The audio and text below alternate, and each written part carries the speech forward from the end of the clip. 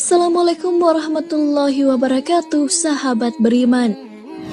Al-Quran turun jauh sebelum penelitian-penelitian ilmiah dan canggih hadir. Namun penelitian-penelitian yang telah dibuktikan secara ilmiah dan dilakukan oleh seorang ilmuwan ternyata telah lebih dahulu ditulis dalam Al-Quran. Bagaimana mungkin? Ya, tentu saja karena Al-Quran mengandung kebenaran. Sejumlah ilmuwan heran ketika mendapati penelitiannya telah ada dan dijelaskan dalam Al-Quran. Nah, fenomena apa sajakah yang telah terbukti kebenarannya secara ilmiah dan sebelumnya telah dijelaskan dalam Al-Quran? Ini dia ulasannya. Fenomena bertemunya dua lautan. Ada pertemuan dua lautan antara Samudra Atlantik dan Mediterania, namun kedua aliran air dari keduanya tidak bercampur satu sama lain. Jacques Yves Cousteau merupakan seorang oceanographer yang berkebangsaan Prancis menemukan pertemuan dua lautan tersebut. Menurut oceanographer itu, fenomena ini seperti ada dinding yang membatasi kedua aliran air tersebut sehingga tidak bercampur. Seorang muslim pun memaparkan kepada Cousteau bahwa fenomena ini sudah dijelaskan dalam Al-Quran. Dia membiarkan dua lautan mengalir yang keduanya kemudian bertemu. Antara keduanya ada batas yang tidak dilampaui masing-masing. Quran Surah Ar-Rahman ayat 19 hingga 20. Fenomena ini pun juga ada dalam surah lain, dan dialah Allah yang membiarkan dua laut mengalir berdampingan, yang satu tawar dan segar, yang lainnya asin. Dia jadikan antara keduanya dinding dan batas yang tidak tembus. Quran Surah Al-Furqan ayat 53. Masya Allah, maha benar Allah dengan segala firman-Nya. Api di dasar lautan. Api di dasar lautan ini ditemukan oleh ahli geologi Rusia yaitu Anatoly Zbagovic dan Yuri Bogdanov dan ilmuwan yang berasal dari Amerika Serikat Ronald Klein. Mereka menemukannya ketika meneliti mengenai kerak bumi dan patahannya di dasar lautan di lepas pantai Miami. Fenomena ini mirip seperti lava cair yang mengalir dan disertai abu vulkanik, seperti gunung berapi di daratan yang memiliki suhu sampai 231 derajat Celcius. Tentu ini suhu yang sangat panas, tapi tahukah kamu bahwa suhu ini tidak cukup untuk memanaskan semua air yang ada di atasnya.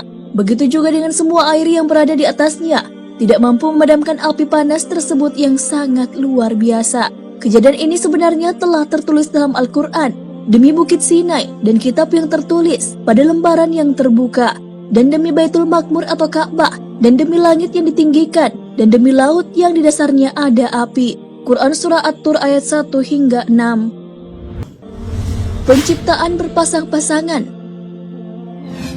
Seorang ilmuwan asal Inggris bernama Paul Dirac mengungkapkan hasil penelitiannya bahwa materi diciptakan secara berpasang-pasangan. Penemuan tersebut dinamai dengan Parit. Penemuan ini menyebutkan bahwa seluruh benda yang ada di alam semesta ini, bahkan sampai partikel terkecil, juga memiliki pasangan.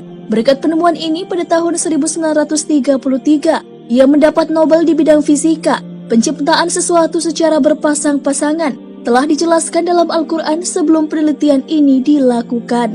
Hal itu sesuai dengan firman Allah Subhanahu wa Ta'ala, dan segala sesuatu kami ciptakan berpasang-pasangan supaya kamu mengingat kebesaran Allah. Quran Surah Az-Zariyat ayat 49. Kandungan ayat ini mengungkapkan bahwa yang berpasang-pasangan bukanlah manusia saja, tetapi juga seluruh makhluk. Hewan ada yang jantan dan ada yang betina. Bahkan sampai tumbuhan pun ada pasangannya. Ada jantan dan betina layaknya hewan. Hal itu telah diungkapkan oleh ilmuwan botani modern. Terkait tumbuhan yang berpasang-pasangan juga sudah tertuang dalam Al-Quran sejak diturunkannya Al-Quran 14 abad lalu. Dan dia menurunkan dari langit air. Maka kami keluarkan dengannya berpasang-pasangan dari tumbuh-tumbuhan yang beraneka ragam, warna dan juga rasa. Quran Surah Toha ayat 53. Jenis kelamin bayi. Hasil penelitian pada abad ke-20 dalam ilmuwan genetika memaparkan bahwa penentuan jenis kelamin bayi itu ditentukan oleh sperma pria. Dalam sperma tersebut terdapat dua kromosom, yaitu kromosom X yang isinya berupa sifat-sifat kewanitaan dan kromosom Y yang isinya sifat-sifat kelaki-lakian. Dalam sel telur wanita hanya mengandung kromosom X saja. Jadi jenis kelamin bayi ditentukan oleh sperma yang membuahi dan mengandung kromosom X dan Y. Sebelum penemuan tersebut, orang-orang mengira bahwa jenis kelamin berasal dari wanita. Terkait jenis kelamin bayi sudah dijelaskan dalam Al-Quran jauh sebelum penelitian tersebut dilakukan. Dialah yang menciptakan berpasang-pasangan pria dan wanita dari air mani apabila dipancarkan. Quran Surah An-Najm ayat 45 hingga 46. Jasad Fir'aun yang masih utuh. Presiden Prancis menawarkan bantuan kepada kerajaan Mesir pada tahun 1975 untuk mempelajari, meneliti dan menganalisis mumi Fir'aun atau Ramses II yang amat terkenal. Fir'aun yang dimaksud di sini adalah Fir'aun yang hidup pada zaman Nabi Musa alaihissalam. Fir'aun tersebut tenggelam di Laut Merah ketika mengejar Nabi Musa alaihissalam. Penelitian yang dipimpin oleh Profesor Dr. Maurice Bosaili berhasil mengungkap bahwa terdapat sisa-sisa garam yang masih melekat pada jasad tersebut. Hal ini telah dijelaskan dalam Al-Quran sebelum penelitian ini dilakukan. Maka hari ini kami biarkan engkau, hai Fir'aun, terlepas dari badanmu yang tidak bernyawa di telan laut, untuk menjadi tanda bagi orang-orang setelahmu, supaya mereka mengambil pelajaran. Dan ingatlah sesungguhnya kebanyakan manusia lengah terhadap tanda-tanda kekuasaan kami. Dasar laut. Kedalaman air laut yang kira-kira 200 meter hampir tidak ditemukan cahaya. Bahkan dengan kedalaman 1 km atau lebih, dipastikan bahwa cahaya tidak ada yang bisa tembus ke dalam. Hal ini diketahui setelah dilakukan penelitian dengan menggunakan alat modern yang bisa menyelam ke dalam paling jauh di dalam samudra. Hal ini telah dijelaskan dalam Al-Quran sebagaimana firman-Nya, atau seperti gelap gulita di lautan yang dalam, yang diliputi oleh ombak, yang di atasnya ombak pula, di atasnya lagi awan. Gelap gulita yang bertindih-tindih. Apabila dia mengeluarkan tangannya, tiadalah dia dapat melihatnya. Dan barang siapa yang tiada diberi cahaya petunjuk boleh Allah, tiadalah dia mempunyai sedikit pun. Quran Surah An-Nur ayat 40. Sahabat beriman, adanya beberapa penelitian yang ternyata sebelumnya telah tertulis dalam Al-Quran membuat kita semakin yakin bahwa Al-Quran adalah sebenar-benarnya kitab suci yang isinya adalah wahyu Allah. Siklus air. Sahabat beriman, ketika kamu bersekolah pasti belajar IPA. Dalam pelajaran IPA tersebut, proses terjadinya hujan terjadi melalui beberapa tahapan. Air yang ada di permukaan bumi, baik itu di lautan, sungai maupun di kolam, akan menjadi uap ketika terkena sinar matahari. Uap inilah yang akan naik ke udara dan kemudian menggumpal dan membentuk awan.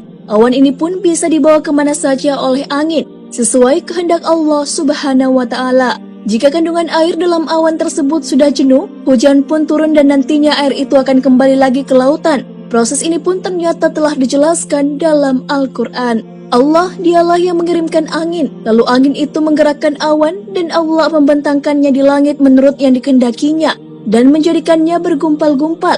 Lalu kamu lihat hujan yang keluar dari celah-celahnya. Maka apabila hujan itu turun mengenai hamba-hambanya yang dikehendakinya, tiba-tiba mereka menjadi gembira. Quran Surah Ar-Rum ayat 48. Tumbuhan bertasbih.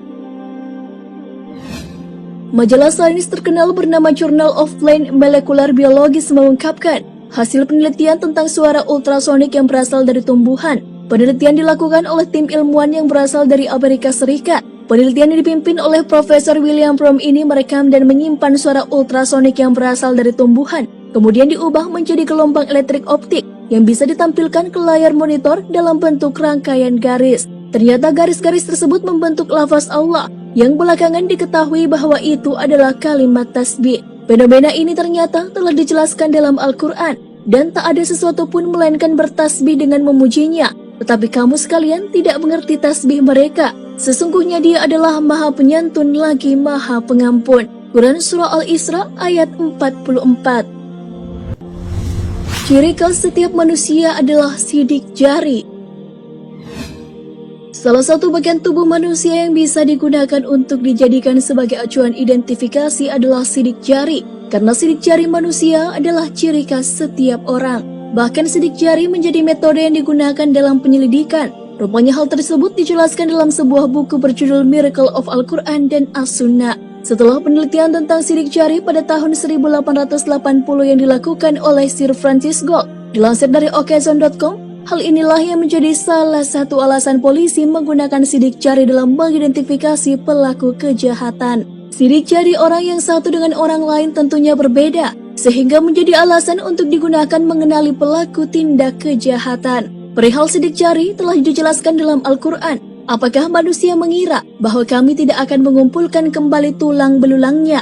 Bahkan kami mampu menyusun kembali jari jemarinya dengan sempurna. Quran Surah Al-Qiyamah ayat 3 hingga 4. Sidik jari sebagai ciri khas dari setiap orang menjadi alasan digunakannya sidik jari sebagai kartu identitas yang juga digunakan di seluruh dunia. Selain itu, sidik jari juga digunakan pada smartphone sebagai sistem keamanan karena sidik jari dinilai mampu menjaga keamanan data dalam perangkat teknologi. Garis edar tata surya. Ahli astronomi mengungkapkan bahwa matahari bergerak dengan kecepatan hingga 720.000 km per jam ke arah bintang Vega pada solar apex yang merupakan nama sebuah garis edar. Tentu pergerakan ini sangat cepat. Hal ini dapat diartikan bahwa matahari bergerak kurang lebih 17.280.000 km dalam kurun waktu sehari. Tak hanya matahari, semua planet, satelit dalam sistem gravitasi matahari juga menempuh jarak yang sama. Bahkan semua bintang pun. Fenomena tata surya dan garis edar telah dijelaskan dalam Al-Quran dan matahari berjalan di tempat peredarannya. Demikianlah ketetapan yang maha perkasa lagi maha mengetahui. Telah kami tetapkan manzilah-manzilah, sehingga setelah dia sampai ke manzilah yang terakhir, kembalilah dia sebagai bentuk tandan yang tua. Tidaklah mungkin bagi matahari mendapatkan bulan, dan malam pun tidak dapat mendahului siang, dan masing-masing berada pada garis edarnya. Quran Surah Yasin ayat 38 hingga 40. Sahabat beriman, itulah 10 kebenaran Al-Quran yang juga telah dibuktikan oleh penelitian ilmiah. Para ilmuwan pun takjub dengan fenomena Al-Quran yang akhirnya terbukti dengan penelitian ilmiah. Padahal ketika Al-Quran diturunkan, belum ada alat-alat yang canggih yang bisa digunakan untuk penelitian. Jadi setelah menonton video ini, tidak ada lagi keraguan di dalam Al-Quran dan memang seharusnya tidak ada.